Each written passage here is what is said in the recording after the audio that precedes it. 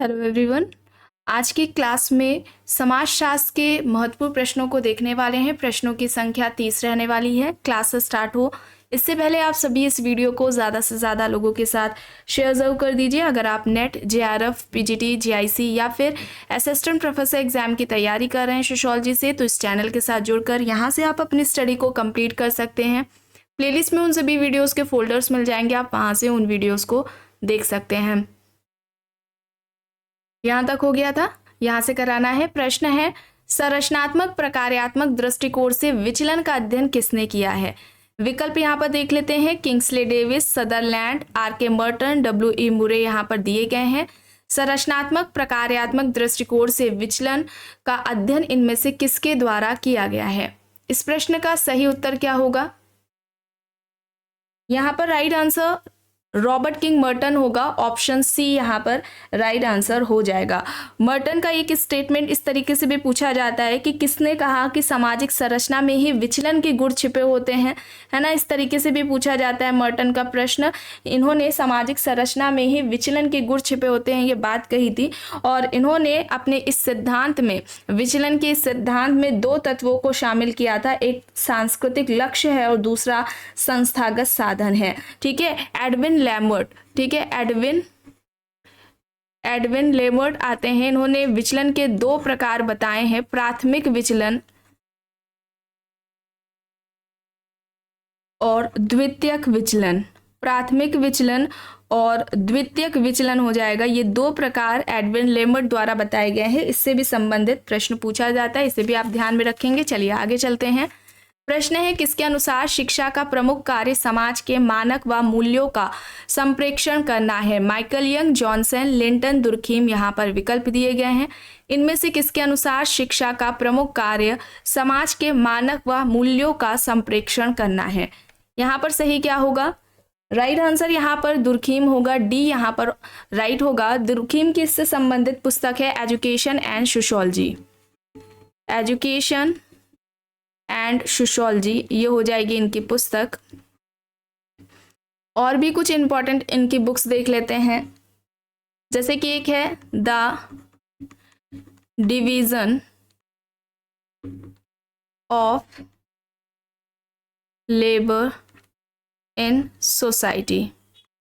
ठीक है, ये एक इनकी पुस्तक है। इसके अलावा एक आती है the rules of sociological methods. ठीक है, ये हो जाएगी। इसके अलावा द एलिमेंट्री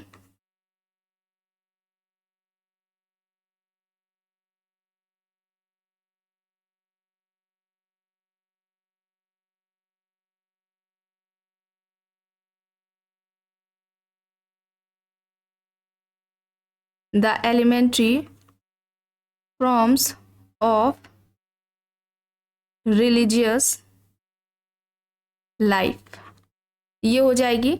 द सुसाइड है एक पुस्तक जिसमें उन्होंने आत्महत्या का सिद्धांत दिया है। द सुसाइड में आत्महत्या का इन्होंने सिद्धांत दिया है। अब यहाँ पर जो बुक्स बताई गई हैं, देखिए the division of labour in society जो इनकी पुस्तक है, इस पुस्तक में इन्होंने श्रम विभाजन सिद्धांत दिया है, सामाजिक श्रम विभाजन सिद्धांत दिया है। इसके अलावा इन्होंने सामाजिक एकता का सिद्धांत दिया है, इसे आप ध्यान में रखेंगे। सामाजिक एकता का सिद्धांत इन्होंने the division of labour in society में दिया है। विसंगति की बात भी इन्होंने इसी पुस्तक में की है। ठीक है, विसंगति की बात भी दुर्खीम ने the division of labour in society में की है, इसे आप ध्यान में रखेंगे। The rules of sociological method में इसमें इन्होंने सामाजिक तथ्य की बात की है, सोशल फैक्ट्स की बात की है, सामूहिक चेतना की बात भी इसी पुस्तक में की है इन्होंने। ठीक है, सामूहिक चेतना की बात भी the rules of sociological methods में की है। The elementary forms of religious life की बात की जाए तो इस पुस्तक में इन्होंने धर्म की उत्पत्ति का सामाजिक सिद्धांत दिया है, इसे आप ध्यान में रखेंगे। धर्म की उत्पत्ति का सामाजिक सिद्धांत इस पुस्तक में दिया है। बाकी सारे इंपॉर्टेंट है। इस तरीके से भी प्रश्न पूछा जाता है कि किस पुस्तक में किसने कौन सा कॉन्सेप्ट दिया है। चलिए आगे चलते हैं। प्रश्न है, किसने समाज को ईश्वर के समकक्ष माना है? Tylor, Rivers, Durkheim, Max Muller यहाँ पर ऑप्शंस हैं। इनमें से किसने समाज को ईश्वर के समकक्ष माना है? यहाँ पर सही होगा दुर्खिम, ऑप्शन सी यहाँ पर राइट होगा। व्यक्ति की अपेक्षा दुर्खिम समाज को अधिक महत्वपूर्ण मानते हैं और इनका कहना था कि समाज की उत्पत्ति अपने आप हुई है, स्वतः समाज का विकास हुआ है, ये बात दुर्खिम द्वारा की गई है। नेक्स्ट है, दुर्खिम ने आत्महत्याओं को निम्न में से क्या माना? समान, असमान, वैध या फिर अवैध? दुर्खिम ने आत्महत्याओं को निम्न में से क्या माना है? समान, असमान, वैध, अवैध, यहाँ पर ऑप्शंस दिए गए हैं। समान माना है, ठीक है। इनका कहना है कि जो आत्महत्या है वो कोई व्यक्तिगत क्रिया नहीं है बल्कि यह एक सामाजिक क्रिया है। आत्महत्या को ये सोशल फैक्ट मानते हैं और चूंकि कहते हैं कि व्यक्ति किन्हीं विशेष परिस्थितियों में ही आकर यह करता है, सुसाइड करता है, और इसके व्यक्ति के सुसाइड करने के पीछे समाज का अहम योगदान होता है। समाज की जो भूमिका होती है, समाज के द्वारा ही व्यक्ति को ऐसा करने के लिए प्रेरित किया जाता है। और दुर्खिम ने 4 प्रकार बताए हैं आत्महत्या के। पहला क्या हो जाएगा? अहमवादी आत्महत्या, ठीक है, याद रखिएगा, अहमवादी आत्महत्या है। ये प्रकार से भी संबंधित पूछा जाता है कि कौन से इन्होंने टाइप्स बताए हैं, कौन से नहीं है। दूसरा हो जाएगा परार्थवादी आत्महत्या, अहमवादी आत्महत्या, परार्थवादी आत्महत्या। तीसरा हो जाएगा प्रतिमानहीनता, प्रतिमानहीनतावादी आत्महत्या। चौथा हो जाएगा भाग्यवादी आत्महत्या, भाग्यवादी आत्महत्या। ये 4 प्रकार दुर्खिम द्वारा बताए गए हैं। चलिए आगे चलते हैं। प्रश्न है 2011 की जनगणना के अनुसार भारत में ग्रामीण साक्षरता का प्रतिशत कितना है? 11 की जनगणना है, भारत में ग्रामीण साक्षरता का प्रतिशत पूछा जा रहा है, कितना है? तो 66.77% है। विकल्प यहाँ पर बी हो जाएगा सही। नेक्स्ट है, स्वाभाविक परिवर्तन का सिद्धांत के प्रतिपादक कौन है? Toynbee, Karl Marx, Weber, Sorokin, यहाँ पर ऑप्शंस हैं। स्वाभाविक परिवर्तन का सिद्धांत किसने दिया है बताइए। सोशल चेंज, इस टॉपिक को भी कंप्लीट कराया जा चुका है, मोस्ट इंपॉर्टेंट ये टॉपिक है, इसे कंप्लीट कर लीजिएगा। सामाजिक परिवर्तन से संबंधित जो सिद्धांत है, चाहे उसमें सोरोकिन का है, स्पैंगलर का है, पैरेटो, टॉयनबी का है, ये प्रमुख हैं जिनसे संबंधित प्रश्न पूछे जाते हैं। इसका फोल्डर आपको चैनल के प्लेलिस्ट में मिल जाएगा और एक फोल्डर इसी से संबंधित एमसीक्यूज से है, सोशल चेंज से रिलेटेड एमसीक्यूज के हैं। तो आपको जो थियरीज है, ठीक है, उसे पूरा कंप्लीट करना है। आपका कॉन्सेप्ट क्लियर होना चाहिए, तो फिर प्रश्न चाहे जितना ही टफ करके क्यों ना पूछे, आपको प्रॉब्लम कोई नहीं होगी। यहाँ पर क्या होगा? सोरोकिन होगा। विकल्प डी यहाँ पर सही होगा। और सोरोकिन ने सामाजिक परिवर्तन से संबंधित सांस्कृतिक गत्यात्मकता का सिद्धांत दिया था। सांस्कृतिक गत्यात्मकता का सिद्धांत इनका सामाजिक परिवर्तन से संबंधित रहा है और इन्होंने किस पुस्तक में दिया है? तो पुस्तक का नाम क्या है? सोशल एंड कल्चरल डायनेमिक्स, ये इनकी पुस्तक है। इस पुस्तक में इन्होंने सामाजिक परिवर्तन का सांस्कृतिक गत्यात्मकता का सिद्धांत दिया है और इनके इस सिद्धांत को किन किन नामों से जाना जाता है उससे संबंधित भी प्रश्न पूछा जाता है। तो ध्रुवीकरण का सिद्धांत है, ठीक है, ध्रुवीकरण सिद्धांत के नाम से। एक हो जाएगा सीमाओं का सिद्धांत, ठीक है, सीमाओं का सिद्धांत है। अंतर्भूत परिवर्तन का, अंतर्भूत परिवर्तन का सिद्धांत, घड़ी के पेंडुलम का, घड़ी के पेंडुलम के सिद्धांत के नाम से भी जाना जाता है। इन नामों को आप ध्यान में रखेंगे, इंपॉर्टेंट है, इससे संबंधित भी प्रश्न पूछा जाता है। जैसे यहाँ पर देख रहे हैं स्वाभाविक परिवर्तन का सिद्धांत किसका है, इसको भी, ये जो मेन सिद्धांत है सामाजिक परिवर्तन का, जिसे इन्होंने नाम दिया है सामाजिक सांस्कृतिक गत्यात्मकता का सिद्धांत। इनके सिद्धांत को स्वाभाविक परिवर्तन का सिद्धांत, ध्रुवीकरण का सिद्धांत, सीमाओं का सिद्धांत, अंतर्भूत परिवर्तन का सिद्धांत और घड़ी के पेंडुलम के नाम से जाना जाता है। चलिए आगे चलते हैं। प्रश्न है, यहाँ पर मिलान करना है, सही क्या होगा? शुद्ध समाजशास्त्र की बात की जाए तो ये वार्ड द्वारा की गई है। जजमानी व्यवस्था की बात की जाए तो वाइजर द्वारा, वाइजर ने ही सबसे पहले जजमानी व्यवस्था की अवधारणा दी थी। उत्तर प्रदेश के करीमपुर पर इनका अध्ययन रहा है। मानववाद की बात की जाए तो यहाँ पर मैरेट हो जाएंगे, और संतुलित व्यवस्था का जो सिद्धांत है वो पेरेटो द्वारा दिया गया है। विकल्प यहाँ पर ए होगा सही। अब यहाँ पर देखिए, गरीबी संस्कृति, अपराधी क्षेत्र, प्राथमिक समूह, चुनौती प्रत्युत्तर का सिद्धांत दिया गया है। सही क्या होगा, ये सभी कराया गया है। पहले सही क्या होगा, जो गरीबी संस्कृति है ये ऑस्कर लेविस द्वारा दिया गया है। अपराधी क्षेत्र की बात की जाए तो क्लोवर्ट एंड ओलिन का है। प्राथमिक समूह प्राइमरी ग्रुप का कॉन्सेप्ट C.H. कूले का है। और चुनौती प्रत्युत्तर का सिद्धांत जो कि सामाजिक परिवर्तन से संबंधित है वो टॉयनबी द्वारा दिया गया है। विकल्प बी होगा यहाँ पर सही। प्रश्न है, नृजातीय समूह की अवधारणा के प्रवर्तक हैं हक्सले, समनर, हट्टन, मजूमदार। यहाँ पर विकल्प है। नृजातीय समूह की अवधारणा किसके द्वारा दी गई है? सोशल ग्रुप, सामाजिक समूह। जब इस टॉपिक को कंप्लीट कराया गया था तब वहां पर एमसीक्यूज को सॉल्व कराते हुए सारे जो कॉन्सेप्ट्स थे ग्रुप से रिलेटेड या ग्रुप के जो टाइप्स हैं वो किसके द्वारा बताए गए हैं, कौन कौन से, सभी कराया गया है हक्सले ने। ठीक है, हक्सले का ये कॉन्सेप्ट है, नृजातीय समूह की अवधारणा हक्सले द्वारा दी गई है। ऑप्शन ए होगा यहाँ पर सही। समनर की बात की जाए तो इन्होंने अंतः समूह, ठीक है, अंतः समूह और बाह्य समूह की बात की है। इन ग्रुप एंड आउट ग्रुप का जो कॉन्सेप्ट है वो समनर द्वारा दिया गया है, इसे आप ध्यान में रखेंगे। इसके अलावा बात आती है सैडरसन की। सैडरसन, जो बोला जा रहा है वही लिखा जा रहा है। अगर लिखने में आपको मतलब कि समझ में ना आए, राइटिंग की थोड़ी प्रॉब्लम है तो सुनने, ध्यान से सुने। यहाँ पर ऐच्छिक समूह हो जाएगा, ठीक है, फिर हो जाएगा अनैच्छिक समूह, ऐच्छिक समूह, अनैच्छिक, अनैच्छिक समूह को अनिवार्य समूह भी कहा जाता है, और तीसरा हो जाएगा प्रतिनिधिक समूह, प्रतिनिधिक समूह हो जाएगा। ये 3 प्रकार सैडरसन द्वारा बताए गए हैं। यहाँ पर वार्ड का नाम भी आता है। वार्ड ने भी 2 प्रकार बताए हैं समूह के। एक हो जाएगा ऐच्छिक समूह, ठीक है, ऐच्छिक समूह, और दूसरा अनैच्छिक समूह या अनिवार्य समूह, ठीक है, ये वार्ड का हो जाएगा। बस प्रतिनिधिक ऐड हो गया तो वो सैडरसन का हो जाएगा। मर्टन की बात की जाए, ठीक है, मर्टन ने 2 बताए हैं। एक बताया है सदस्यता समूह और दूसरा है गैर सदस्यता समूह।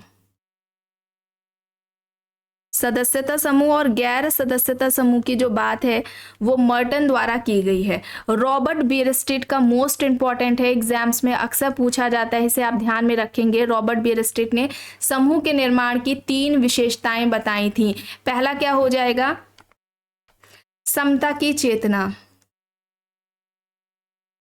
ठीक है, पहला हो जाएगा समता की चेतना। दूसरा हो जाएगा सामाजिक अंतःक्रिया, और तीसरा हो जाएगा सामाजिक संगठन। ये आधार आप कह लें या विशेषताएं कह लें, और इसके आधार पर, इन तीनों के आधार पर बियरस्टेट ने 4 प्रकार बताए हैं समूह के। पहला हो जाएगा सांख्यिकीय समूह।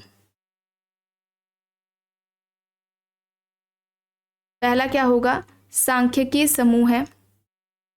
दूसरा हो जाएगा समाजीय समूह, सांख्यिकीय समूह, समाजीय समूह। तीसरा हो जाएगा सामाजिक समूह, और चौथा हो जाएगा सहचारी समूह। ये 4 प्रकार बियरस्टेट ने बताए हैं। सहचारी समूह, सामाजिक समूह, समाजीय समूह और सांख्यिकीय समूह किसके आधार पर, समता की चेतना, सामाजिक अंतरक्रिया और सामाजिक संगठन के आधार पर बताए हैं। ये 4 प्रकार रॉबर्ट बियरस्टेट ने, मोस्ट इंपॉर्टेंट है, ये अक्सर एग्जाम्स में पूछा जाता है। चलिए आगे चलते हैं। प्रश्न है, सहकष्टी प्रथा, और जो आपको नोट्स दिए गए थे मेंबरशिप वाली क्लासेस में जिन्होंने ज्वाइन किए थे उस सारे नोट्स में ये सभी है, ठीक है, तो आप लोग को ज़रूरत नहीं है इसके नोट्स बनाने बताने के लिए। अब देखिए यहाँ पर प्रश्न है सहकष्टी प्रथा से संबंधित है। रिवर्स, टाइलर, मैकेवर, लेविस्ट्रॉस यहाँ पर ऑप्शंस है। सहकष्टी प्रथा से संबंधित यहाँ पर कौन हो जाएंगे? टाइलर हो जाएंगे। टाइलर ने बात की है। टाइलर को संस्कृति का औपचारिक जनक माना जाता है, ध्यान रखिएगा। संस्कृति का औपचारिक जनक किसे माना जाता है? टाइलर को माना जाता है। इन्होंने परिहार की भी बात की है, ठीक है, परिहार संबंध की बात भी टाइलर द्वारा की गई है, इसे आप ध्यान में रखेंगे। और संस्कृति से संबंधित इनकी जो पुस्तक है प्रिमिटिव कल्चर है, ठीक है, प्रिमिटिव कल्चर है। चलिए आगे चलते हैं। प्रश्न है सम्मित परिवार की अवधारणा है Zimmerman, Murdock, Young and Willmott, Morgan यहाँ पर ऑप्शंस हैं। सम्मित परिवार की अवधारणा किसके द्वारा दी गई है?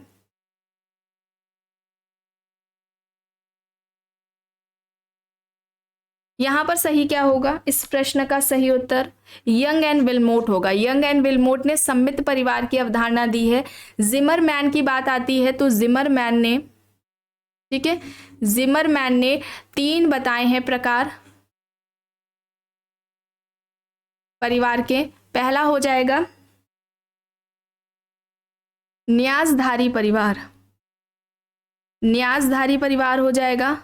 दूसरा हो जाएगा गृहस्थ परिवार, न्यासधारी परिवार, गृहस्थ परिवार हो जाएगा। और तीसरा क्या हो जाएगा? आणविक परिवार। आणविक परिवार को व्यक्तिवादी परिवार भी कहा जाता है, इसे आप ध्यान में रखेंगे। इसके अलावा मर्डॉक की बात की जाए तो मर्डॉक ने 2 बताए हैं परिवार के प्रकार। एक तो स्वतंत्र परिवार है, ठीक है, स्वतंत्र परिवार, और दूसरा मिश्रित परिवार है।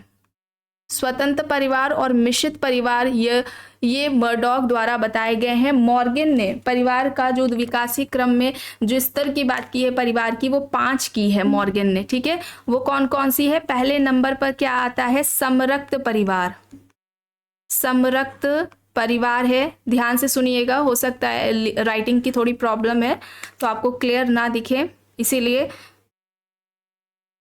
जो बोला जा रहा है उसे ध्यान से सुनिए। समरक्त परिवार हो जाएगा। समूह विवाहीय परिवार है, समूह विवाहीय परिवार। तीसरा हो जाएगा युगल परिवार, ठीक है, युगल परिवार हो जाएगा। इसमें पेन टैप पर राइटिंग नहीं बनती है ठीक से, ठीक है, उसके लिए प्रैक्टिस करने की ज़रूरत है, इतना टाइम नहीं है, ठीक है। चलिए अब देखिए यहाँ पर युगल परिवार है। फिर उसके अलावा पित्त सत्तात्मक आता है, पित्त सत्तात्मक परिवार। और 5वें नंबर पर क्या आ जाएगा? एक विवाहीय परिवार, ठीक है, एक विवाहीय परिवार हो जाएगा। तो ये जो 5 प्रकार हैं परिवार के, वो किसके द्वारा बताए गए हैं? मॉर्गन के द्वारा बताए गए हैं। चलिए आगे चलते हैं। प्रश्न है गुट समाज की अवधारणा से संबंधित कौन है? एल्वर्थ, ऑस्कर लेविस, रॉबर्ट रेडफील्ड, मैकेवर, यहाँ पर ऑप्शंस दिए गए हैं। सही क्या हो जाएगा? गुट समाज की बात किसके द्वारा की गई है? ऑस्कर लेविस द्वारा। बी यहाँ पर सही होगा, ठीक है, ऑस्कर लेविस यहाँ पर राइट होगा। और इन्होंने गुट समाज का जो आधार बताया था, आधार क्या है? ऑस्कर लेविस ने गुट समाज का आधार क्या बताया था? नातेदारी संधि।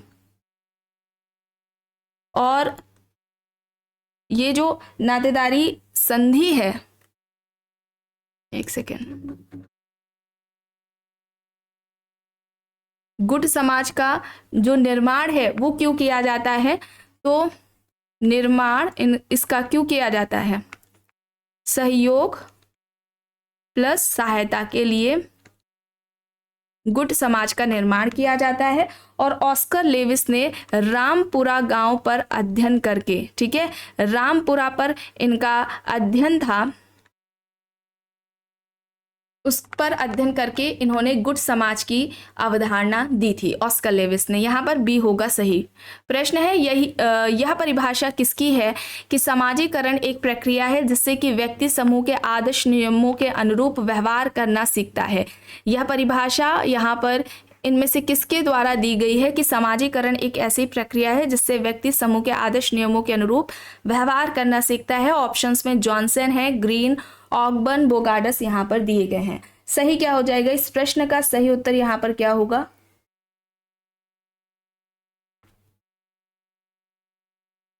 जॉनसन होगा। और जॉनसन का ये भी कहना था कि सभी तरह का शिक्षण समाजीकरण के अंतर्गत नहीं आता है, बल्कि समाज के द्वारा मान्यता प्राप्त व्यवहार को सीखना ही समाजीकरण कहलाता है।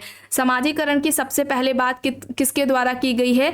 G.H. मीड के द्वारा की गई है। याद रखिएगा, G.H. मीड द्वारा सबसे पहले समाजीकरण की बात की गई थी। समाजीकरण है क्या? सीखने की प्रक्रिया है। ये पूछा जाता है प्रश्न, समाजीकरण क्या है? सीखने की प्रक्रिया है। यह जीवन प्रयत्न चलती है प्रक्रिया, चूंकि जीवन प्रयत्न पूरे जीवन भर चलती है, तो क्या है? ये गतिशील प्रक्रिया है। ठीक है, गतिशील प्रक्रिया है, निरंतरता पाई जाती है इसमें। प्रारंभिक अवस्था कौन सी मानी जाती है? बाल्यावस्था। प्रारंभिक अवस्था क्या है? बाल्यावस्था है। और जो महत्वपूर्ण अवस्था है वो बाल्यावस्था से किशोरावस्था मानी जाती है। इसे आप ध्यान रखेंगे, बाल्यावस्था से किशोरावस्था समाजीकरण की महत्वपूर्ण मानी जाती है। इसके अलावा व्यक्ति या बालक जिस समाज का सदस्य है उस समाज के मानक मूल्यों को आत्मसात करने की प्रक्रिया समाजीकरण कहलाती है। दूसरे समाज के मानक मूल्यों को आत्मसात करना समाजीकरण नहीं कहलाता है। जिसका सदस्य है व्यक्ति या बच्चा जिस समाज में रहता है उस समाज के मानक मूल्य मानदंडों को आत्मसात करने की प्रक्रिया समाजीकरण है। ठीक है, और समाजीकरण इसे भी कंप्लीट कराया जा चुका है। चलिए अब आगे देखते हैं। यहाँ पर प्रश्न है, क्रांतियों को इतिहास का स्वचालित इंजन किसने कहा? August Comte, Frederick Hegel, Saint Simon, Karl Marx यहाँ पर ऑप्शंस हैं। क्रांतियों को इतिहास का स्वचालित इंजन किसने कहा है? यहाँ पर सही क्या हो जाएगा?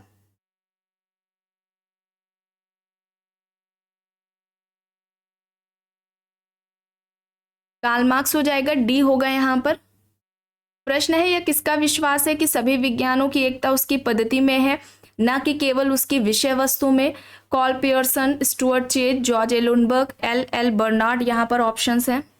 सभी विज्ञानों की एकता उसकी पद्धति में है, ना कि केवल उसकी विषय वस्तु में। ये किसके द्वारा कहा गया है?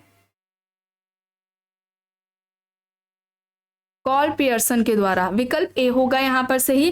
और समाजशास्त्र की जो विषय वस्तु है उससे संबंधित एक प्रश्न दुर्खीम से पूछा जाता है कि दुर्खीम ने समाजशास्त्र की जो विषय वस्तु है वो किसे माना है? तो इन्होंने पहला जो बताया समाजशास्त्र की विषय वस्तु सामाजिक आकारिकी को बताया है। सामाजिक आकारिकी है।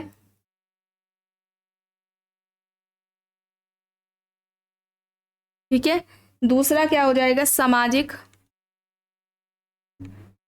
शरीर शास्त्र।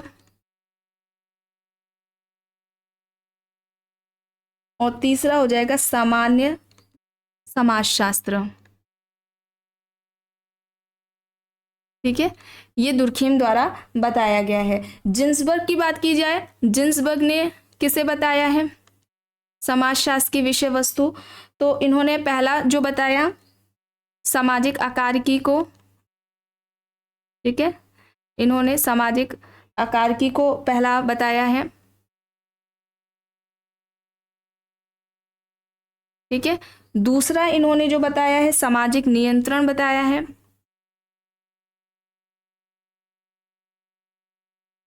तीसरा इन्होंने सामाजिक प्रक्रियाओं को बताया, सामाजिक प्रक्रियाएं सोशल प्रोसेस को बताया। चौथा इन्होंने सामाजिक व्याधिकी को बताया। ठीक है, ये चार बताए हैं विषय वस्तु समाजशास्त्र की जिन्सबर्ग ने। ठीक है, चलिए आगे चलते हैं। प्रश्न है, विवाह स्वयं में एक संस्था है, प्रथा नहीं है, यह किसका कथन है? Sumner, A G Keller, Westermarck, MacIver and Page यहाँ पर दिए गए हैं। विवाह स्वयं में एक संस्था है, प्रथा नहीं है, यह किसका कहना है?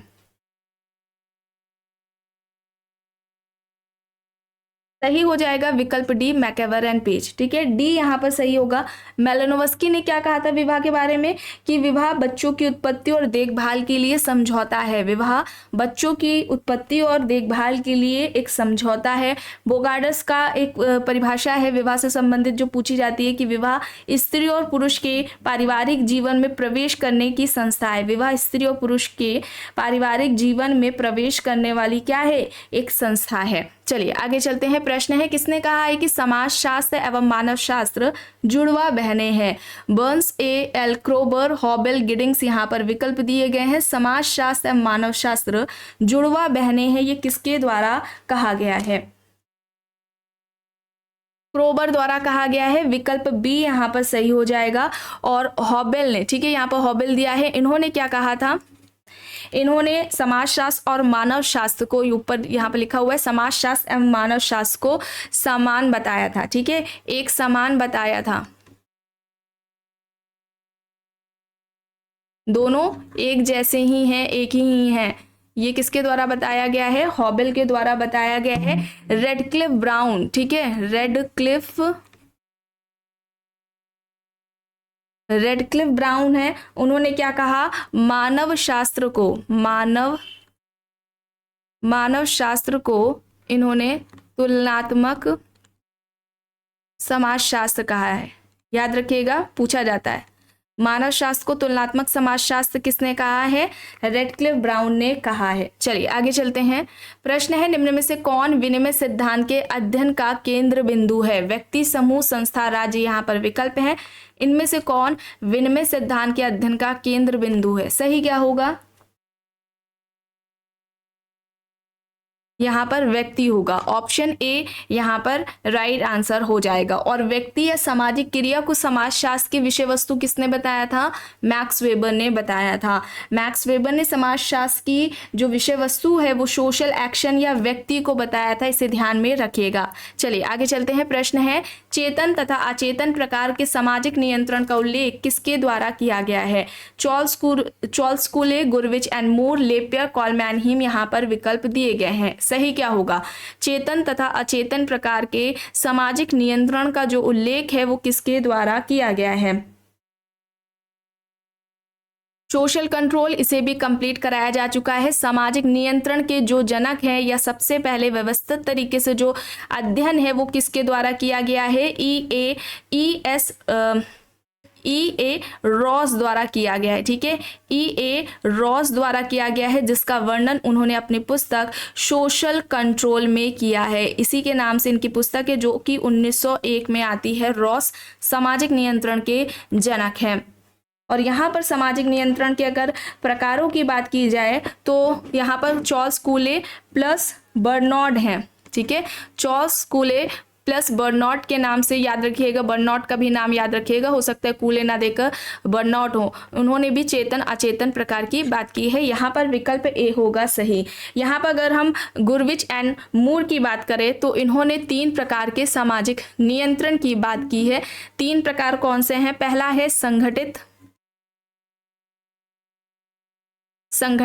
सामाजिक नियंत्रण, असंगठित सामाजिक नियंत्रण और सहज सामाजिक नियंत्रण। ठीक है, और अगर हम लेपियर की बात करें तो इन्होंने 2 बताए हैं, लोकतांत्रिक सामाजिक नियंत्रण और सत्तावादी सामाजिक नियंत्रण। लोकतांत्रिक सामाजिक नियंत्रण और सत्तावादी सामाजिक नियंत्रण की बात इन्होंने की है। कॉलमैनहीम ने 2 बताए हैं, पहला क्या हो जाएगा, प्रत्यक्ष सामाजिक नियंत्रण और अप्रत्यक्ष सामाजिक नियंत्रण। प्रत्यक्ष सामाजिक नियंत्रण और अप्रत्यक्ष सामाजिक नियंत्रण की बात किसने की है, कॉलमैनहीम ने की है। यह आप याद रखेंगे।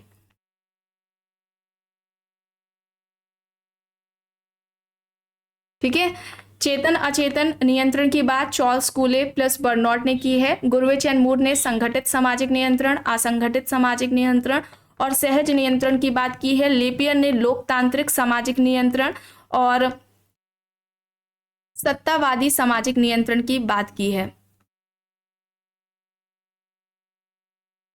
ठीक है, ये नियंत्रण है, आगे आप लोग ऐसे लगा करके लिख लीजिएगा। और ये सभी कराया गया है, नोट्स जो मेंबरशिप वाली क्लासेस में दिए गए हैं उनमें सब है। चलिए आगे चलते हैं। अब यहाँ पर देखते हैं, प्रश्न है किसने कहा है कि धर्म, प्रजा और रति हिंदू विवाह के उद्देश्य माने जाते हैं? किसने हिंदू विवाह के ये उद्देश्य बताए हैं? ऑप्शंस में अल्टेकर हैं, प्रभु हैं, पीएच प्रभु, केएम कपाड़िया और एमएन श्रीनिवास यहाँ पर दिए गए हैं। सही यहाँ पर क्या होगा? हिंदू विवाह के धर्म, प्रजा और रति ये 3 उद्देश्य केएम कपाड़िया द्वारा बताया गया है। और केएम कपाड़िया ने ही हिंदू विवाह को संस्कार बताया था कि हिंदू विवाह एक संस्कार है, ये कपाड़िया का कहना है। कपाड़िया की एक पुस्तक है जो कि अक्सर एग्जाम्स में पूछी जाती है, marriage and family in India है। Marriage and family in India Kapadia की पुस्तक है और कपाड़िया ही से संबंधित है। इन्होंने मुस्लिम विवाह को समझौता कहा था।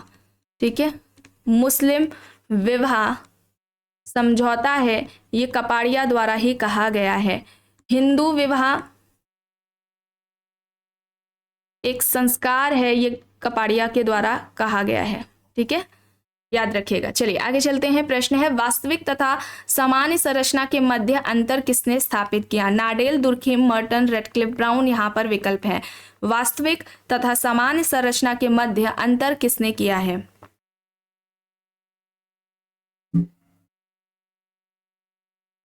रेडक्लिफ ब्राउन ने। डी यहाँ पर सही है। रेडक्लिफ ब्राउन ने सामाजिक संरचना को मूर्त माना था और इन्होंने कहा था कि व्यक्तियों के बीच जो संबंध होते हैं, व्यक्तियों के बीच में जो संबंध पाए जाते हैं, ये संबंध ही सामाजिक संरचना के अंग है और इन्होंने सामाजिक संरचना को मूर्त कहा था। वास्तविक जो संरचना है यह अस्थायी होती है। ठीक है, अस्थायी है, परिवर्तन इसी संरचना में होता है और इसका निर्माण व्यक्तियों से मिलकर के होता है। और जो सामान्य संरचना है वो स्थायी है, नियम, सामाजिक नियम, कानून, प्रतिमानों से संबंधित होती है सामान्य संरचना। ठीक है, और इनकी बुक्स की बात की जाए तो 2 इंपॉर्टेंट बुक है। एक है African system of kinship and marriage. ठीक है, African system of kinship and marriage, ये एक इनकी पुस्तक हो जाएगी। इसके अलावा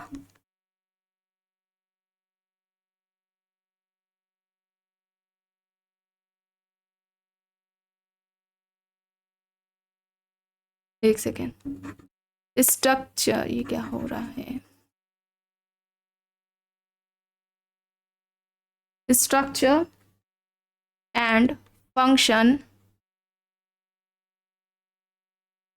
इन प्रिमिटिव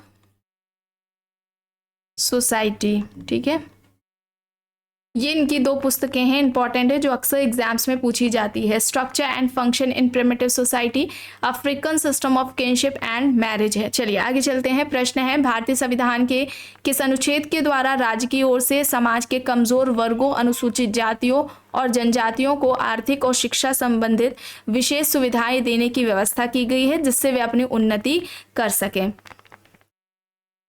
यहाँ पर सही क्या हो जाएगा? कौन सा विकल्प यहाँ पर सही होगा? अनुच्छेद 46 होगा, 46। डी यहाँ पर राइट होगा। प्रश्न है निम्न में से किसने समाजशास्त्र में सामूहिक प्रतिनिधित्व की अवधारणा का प्रतिपादन किया है? Durkheim, max weber, Auguste Comte, Karl Marx यहाँ पर ऑप्शंस हैं। सामूहिक प्रतिनिधित्व की अवधारणा किसके द्वारा दी गई है?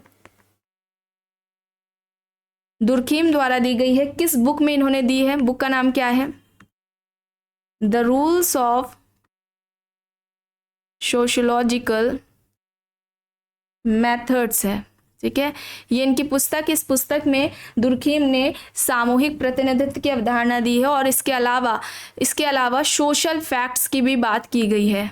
सोशल जो फैक्ट्स है, सामाजिक तथ्य, इसकी अवधारणा भी इसी पुस्तक में दी है दुर्खिम ने। नेक्स्ट है, निम्न में से किसने समाजशास्त्र में सामूहिक प्रतिनिधित्व की अवधारणा का, ये 2 बार रिपीट हो गया है। चलिए यहाँ पर देखते हैं, निम्न में से कौन सा एक क्षेत्र दुर्खिम द्वारा दी गई समाजशास्त्र की विषय वस्तु में सम्मिलित नहीं है? सामाजिक स्वरूप शास्त्र, सामाजिक शरीर शास्त्र, सामाजिक विरासत और समान समाजशास्त्र यहाँ पर है।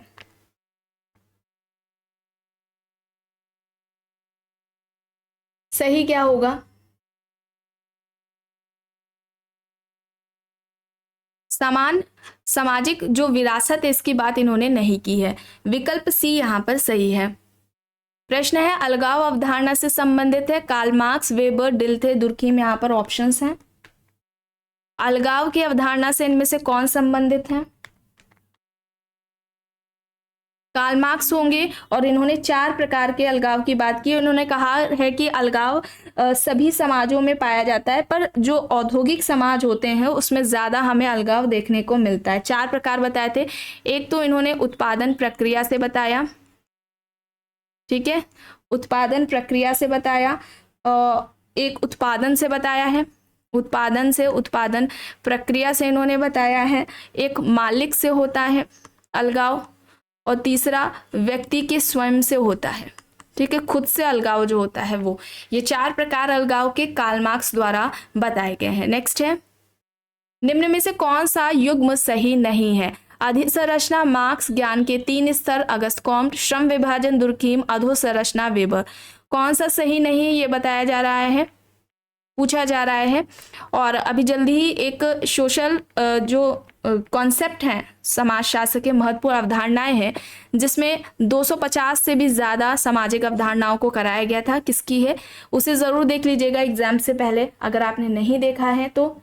यहाँ पर होगा डी, ठीक है, डी होगा यहाँ पर। वेबर नहीं होगा, कार्ल मार्क्स होगा, ठीक है, वेबर नहीं होगा, कार्ल मार्क्स होगा। ऑप्शन डी यहाँ पर सही होगा। प्रश्न है निम्न में से कौन सा सही नहीं है? आत्महत्या दुर्कीम, मानवीय आवश्यकता मेलानोव्स्की, भारतीय ग्राम रॉबर्ट रेडफील्ड, संस्कृति निर्माण लिंटन। यहाँ पर विकल्प दिए गए हैं।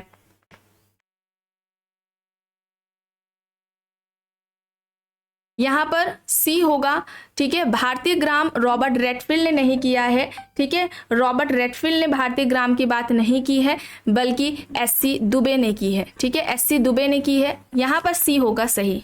चलिए आगे चलते हैं। प्रश्न है निम्न में से कौन सा सही नहीं है? अनुकरणीय जादू अवधारणा जेम्स फ्रेजर, काला जादू मेलानोव्स्की, भूमिका तनाव विलियम गुडे, भूमिका संरचना नाडेल। यहाँ पर ऑप्शंस है। कौन सा सही नहीं है ये पूछा जा रहा है। सही क्या होगा यहाँ पर? डी हो जाएगा। भूमिका संरचना की बात नाडेल ने नहीं की है, लिंटन ने की है, ठीक है, लिंटन ने की है। डी यहाँ पर सही है। एंड लास्ट है निम्न में से कौन सा सही नहीं है? संक्रामक जादू एससी दुबे, कृत्रिम भूमिका विस्लर, भूमिका जोड़ नाडेल, अलगाव कार्ल मार्क्स। यहाँ पर है। कौन सा सही नहीं है? तो यहाँ पर ए हो जाएगा। संक्रामक जादू की बात एससी दुबे द्वारा नहीं की गई है, फ्रेजर के द्वारा की गई है, ठीक है, फ्रेजर द्वारा की गई है। विकल्प ए हो जाएगा यहाँ पर सही। तो आज की क्लास में बस इतना ही। आई होप आपको ये वीडियो पसंद आई होगी। अगर पसंद आई है तो प्लीज़ लाइक करिएगा, कमेंट करके ज़रूर बताइएगा। चैनल पर अगर आप नए हैं तो चैनल को भी ज़रूर सब्सक्राइब कर लीजिएगा एंड इस वीडियो को जितना हो सके ज़्यादा से ज़्यादा लोगों के साथ शेयर भी ज़रूर करिएगा।